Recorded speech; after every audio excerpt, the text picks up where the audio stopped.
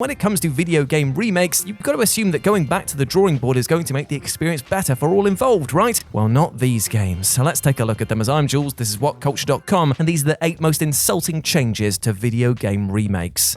Number 8. Giving you less content and more bugs. Tony Hawk's Pro Skater HD. When it was first announced that the almighty Tony Hawk's Pro Skater was going to be getting a fresh coat of paint, some behind-the-scenes tweaks, and hopefully a new lease of life, fans who grew up with the title shredded their local bowls in excitement. However, it turned out that this wasn't a project that was just going to look to polish the diamond, but basically saying that it was going to comply to the original and was building everything from the ground up. Normally, this wouldn't be such a terrible thing, but in the hands of Robo Modo, it turned into a cavalcade of chaos. Skaters were erased from history, music tracks were deleted and replaced with, oh yeah, my 12-year-old brother listened to this once, and entire features such as the creative park mode were dropped entirely. In essence, the devs cherry-picked the best content from the first 3 games to make this, but in the process removed any sense of charm. It felt like a soulless greatest hits album, and thanks to the shoddy controls ruining certain lines and combos, ended up feeling like a producer was smashing the DJ button between the tracks. It wasn't a terrible package, but it failed to recapture the greatness of the original games. Thankfully, that problem was soon rectified by Activision's remaster that dropped in 2020.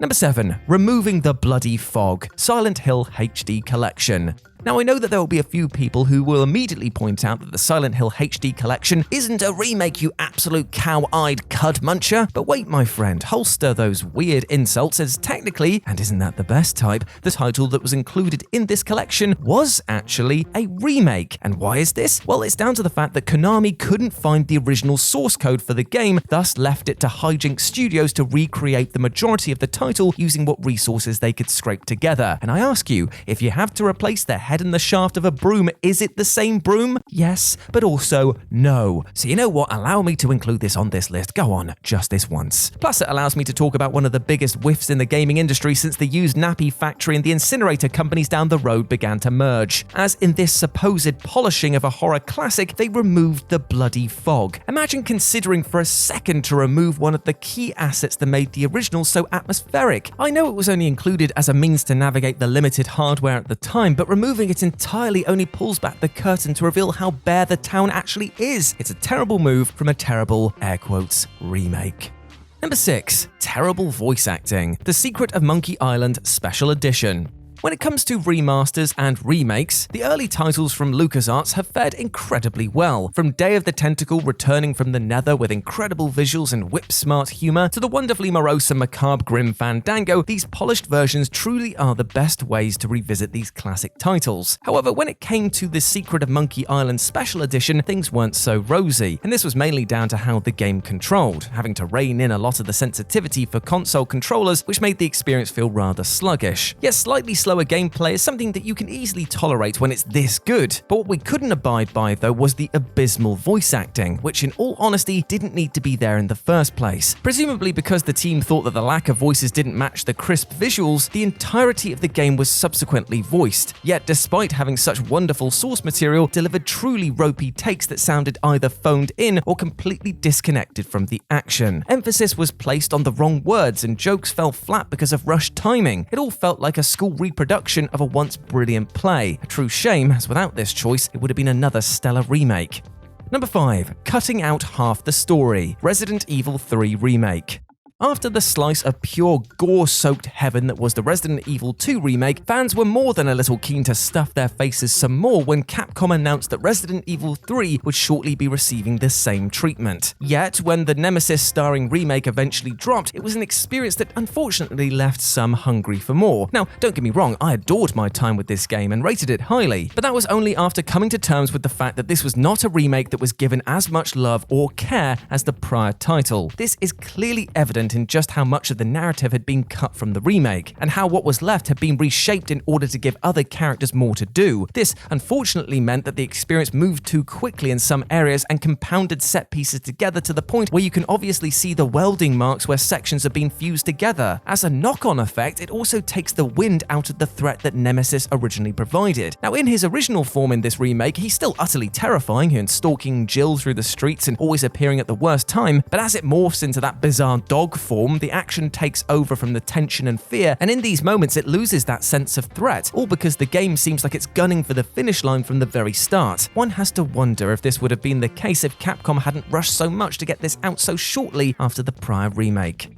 Number 4. Gunplay over fun to play. Dead Rising, chop till you drop.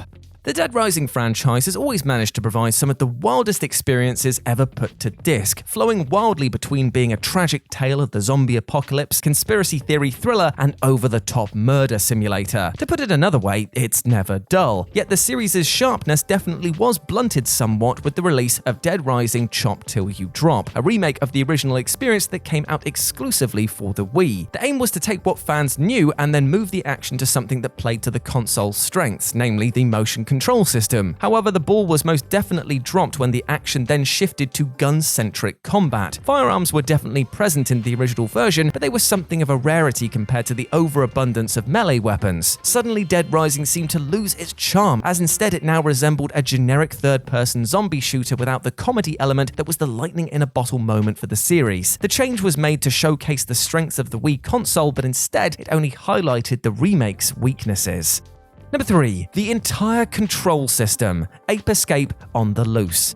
Okay, so let's just take a step back for a second and try to work this one out, and we'll do a bit of roleplay here. So imagine that you're approached by a higher-up to remake one of the most underrated PS1 titles out there, the glorious gibbon-grabbing game known as Ape Escape. Now you, being a person of culture, remember this title as receiving rave reviews for its brilliant implementation of the, at the time, revolutionary dual thumbstick layout of the new PS1 controller. In fact, this was the first game that mandated the use of this controller because it tied its gameplay so heavily to the two thumbsticks. So with this in mind, you'd be pretty excited, right? A chance to remind the world of the inventiveness of this brilliant title. Except, there's just one problem. At some point in the conversation, the decision was made to remake the game for the PSP, a console with just one thumbstick. Oh dear. Can you see how this turned out? Well, to be honest, Ape Escape on the Loose did actually perform surprisingly well, but the lack of a second thumbstick truly hurt the overall experience, and one can't help but wonder why this remake didn't just get the proper love it deserved and get released on a larger platform. Hell, they even had the chance to fix this when the game made its way to the Vita, and for some reason they didn't even offer the option to change the controls. Madness. Number 2. Adding more input lag. Parappa the Rapper Remaster. I do not understand what the hell Sony were thinking with this supposed remaster, as while the idea of a rapping dog in baggy pants should have been a hilarious trip down memory lane, Parappa the Rapper Remastered was an utter mutt. And the one big change that renders this remaster so utterly insulting, well, it's that they didn't fix one of the biggest issues of the original. Yeah, that's right, the change here is that the dev team actively chose not to fix something, and has continued this form of apathy by not even patching the problem out post-launch. The issue in question is that the title contains monstrous input lag, which last time I checked is pretty bloody essential to a rhythm-based video game. You'll constantly miss the cues and actively have to ignore the visual prompts if you're to ever get through the levels in one piece. In fact, the only beats that you'll be hitting each and every time are the ones inflicted on your own head via a wall as you fail the stages over and over, especially stage 4, you know the one. It's an abysmal lack of effort that scuppers an otherwise brilliant gaming memory. A choice was made, and that choice was to do nothing. And number 1, removing the art style. 13 Remake. To set the record perfectly straight with this one, I utterly loathe the 13 remake that was squirted out by Playmagic in 2020, as not only was it an utter abomination of insulting design choices, but pretty much killed any hope of this once glorious title ever receiving a follow-up stone dead. Now, alarm bells started ringing in the heads of fans of the original when it was announced that the project was going to be a remake rather than a remaster. If it was a slight polish of the already stylized graphics and an online component that featured all of the game modes that were originally split between the original Xbox, PS2, GameCube, and PC, then it would have been a wonderful nostalgia package for fans. However, as a remake, it smacked of the dev team thinking that they could just do one better. Long story short, they couldn't. From the horrendous choice to move the game away from cel-shaded graphics to the woeful lack of sound effects and visual flair, this game felt like a step back from the title that was decades its senior. Things approached parody levels of bad when it was revealed that the game only seemed to include one broken ragdoll effect when enemies were killed. Yet to be honest, it looked as if these goons were just throwing up their hands in the air as much as fans were gazing upon this tire fire of a project. We're done here.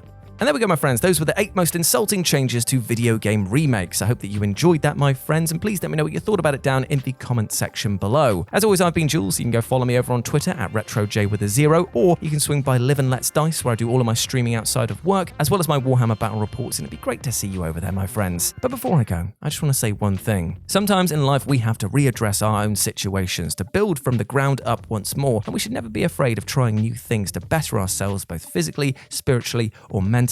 It's more than okay to say that there are things in your life that you don't like and want to change them, but just make sure that you're approaching them with the right energy and for the right reasons. Not to try and fit in with other people, but to be true to yourself, because that is what matters the most. As always, I've been Jules. You have been awesome. Never forget that. I'll speak to you soon. Bye.